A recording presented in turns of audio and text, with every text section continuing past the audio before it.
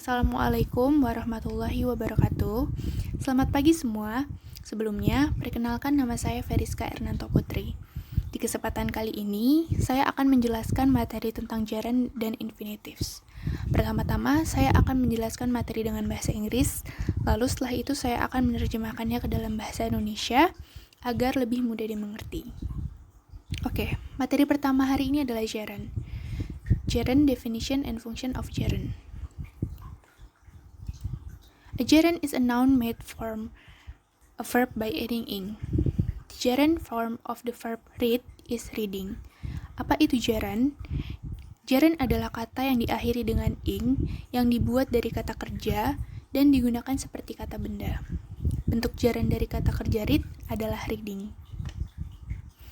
Next, we can use gerund as, atau kita bisa menggunakan gerund sebagai subject of the sentences atau subjek dari kalimat. For example, hiking is good for your health, atau mendaki itu baik untuk kesehatanmu.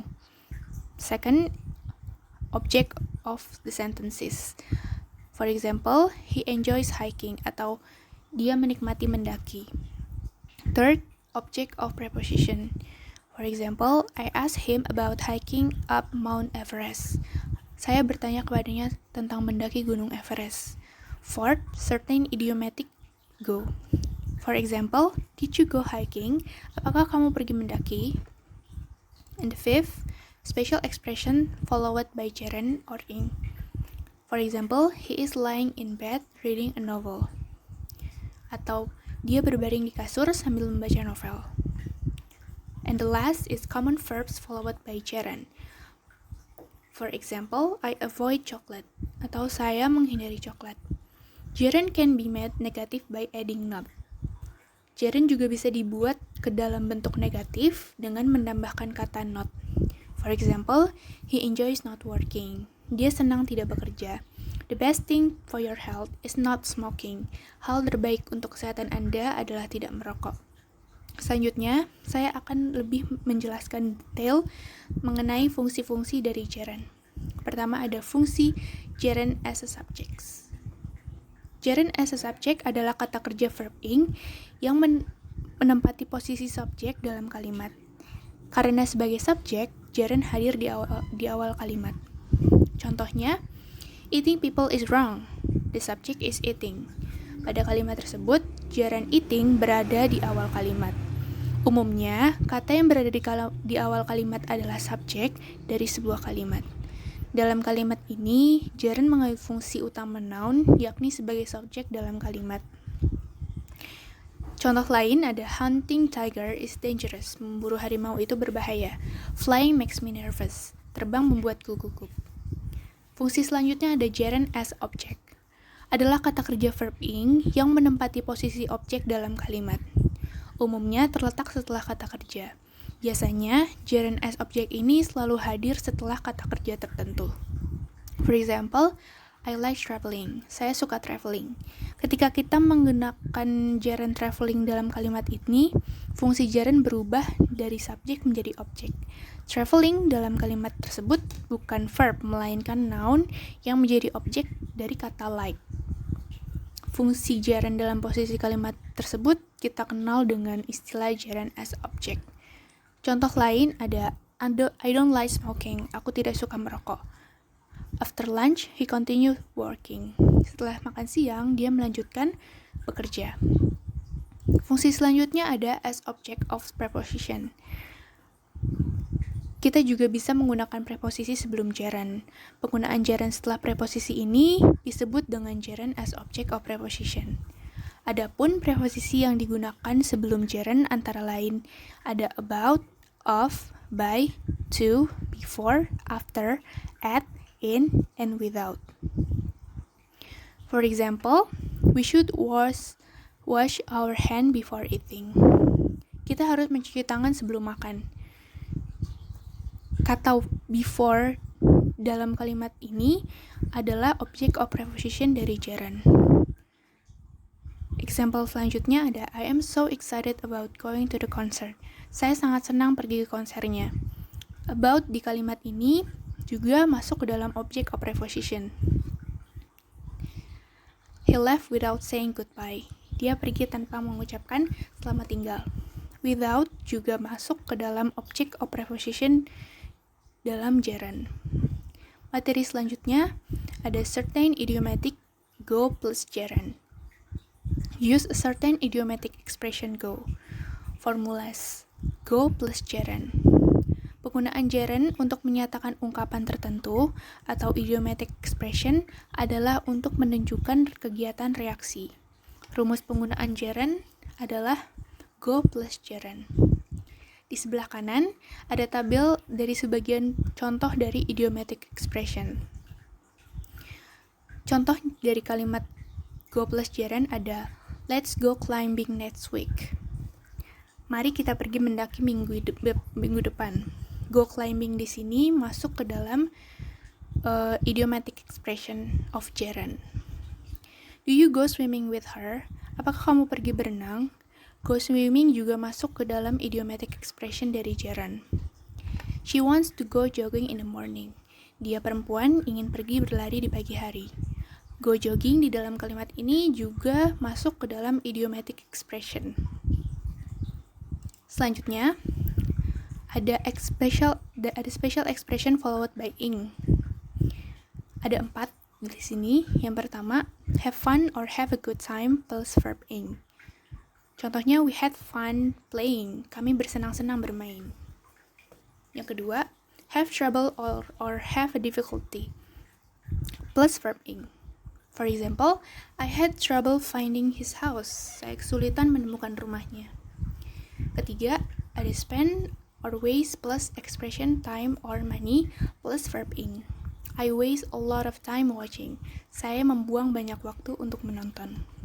And the last is sit, stand, lie plus expression of place plus verb ing. For example, she sat at her desk writing a letter. Dia duduk di meja menulis surat. Untuk fungsi terakhir dari gerund, ada common verb followed by gerund. Common verb followed by gerund adalah kata kerja yang dapat diikuti oleh kata benda atau gerund. Seperti yang kita bisa lihat di sebelah kanan adalah contoh-contoh dari kata kerja yang sering diikuti oleh gerund. Untuk contoh kalimatnya, ada they enjoy playing Scrabble. Mereka senang bermain Scrabble. Enjoy di sini masuk ke dalam common verb followed by gerund. I don't stop speaking. Aku tidak berhenti berbicara. Stop di sini juga masuk ke dalam common verb followed by gerund. He postponed making a decision. Dia menunda membuat keputusan. Postpone juga termasuk ke dalam common verb followed by gerund. Oke, kita lanjut ke materi infinitives. Sama seperti gerund, saya akan menjelaskan definisi dan fungsi dari infinitives. An infinitive is the to form of the verb. The infinitive form of learn is to learn. You can use an infinitive as the subject, the complement, or the object of a sentences. Infinitive adalah bentuk kata kerja to. Bentuk infinitive dari learn adalah to learn. Kamu juga bisa menggunakan infinitive sebagai subjek, pelengkap, atau objek dalam kalimat. For example, to learn is important. Is a subject of sentences. Kata to learn di sini adalah subjek dalam sentences atau dalam kalimat. The most important thing is to learn. Complement of the sentences. To learn di akhir kalimat ini masuk ke dalam pelengkap dalam sebuah kalimat. He wants to learn. Object of the sentences. To learn di akhir kalimat ini posisinya adalah sebagai objek dalam kalimat. Infinitives can be made negative by adding not, atau infinitive bisa dibuat negatif dengan menggunakan atau menambahkan not. For example, I decided not to go. Saya memutuskan untuk tidak pergi. The most important thing is not to give up. Yang terpenting jangan menyerah. Next, ada fungsi-fungsi dari infinitives. Yang pertama, ada common verb followed by infinitives. Common verb followed by infinitive ini dibagi menjadi 3. The first is common verb plus infinitives. For example, I want to study English. Second is we agree to go. Next, he refused to go with me because tired. Selanjutnya, ada tabel-tabel berisi kata kerja yang biasa diikuti oleh infinitive. Next slide is verb plus object plus infinitives. Berikut adalah beberapa kata kerja umum yang mengikuti pola ini. Want to want someone to do something, atau ingin seseorang melakukan sesuatu. Would like someone to do something, atau ingin seseorang melakukan sesuatu. To ask someone to do something, atau untuk meminta seseorang melakukan sesuatu. To tell someone to do something, atau untuk memberitahu seseorang untuk melakukan sesuatu. To advise someone to do something, menyarankan seseorang untuk melakukan sesuatu. To expect someone to do something, atau mengharapkan seseorang melakukan sesuatu. To allow someone to do something, atau untuk mengizinkan seseorang melakukan sesuatu. And the last is order. To order someone to do something, atau untuk memerintah seseorang untuk melakukan sesuatu. And here's the example of verb plus object plus infinitives. First is he invites me to his birthday party tonight, atau dia mengundangku ke pesta ulang tahunnya nanti malam. Invites me di sini masuk ke dalam kalimat verb object plus infinitives. She forced me to do her homework. Dia memaksaku untuk mengerjakan PR-nya. Force me di sini juga masuk ke dalam verb plus object plus infinitives. Dan yang terakhir, I have warned you to go away from this place. Atau saya sudah mengingatkanmu untuk menyingkir dari tempat ini. Warn you juga masuk ke dalam infinitives. Fungsi ketiga dari common verb followed by infinitive atau fungsi terakhirnya adalah verb plus infinitives or verb plus object plus infinitives. Common verb followed by infinitives or by objects and then infinitives, atau kata kerja umum diikuti oleh infinitive atau objek, lalu infinitive adalah ask to, ask someone to, meminta seseorang untuk, expect to expect someone, atau mengharapkan seseorang, need to, membutuhkan seseorang untuk, want someone to, ingin seseorang, would like someone to, ingin seseorang melakukan. For example, I expect to pass the test. Saya berharap untuk lulus ujian. I expect to pass ini masuk ke dalam verb plus infinitive plus object plus infinitives. I expect Diana to pass the test, atau saya berharap Diana lulus ujian.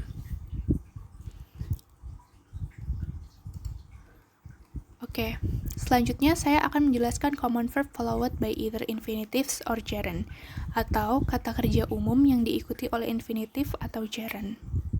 Kita bagi menjadi 2. Yang pertama ada grup A, yaitu verb plus infinitive or gerund with no difference in meaning.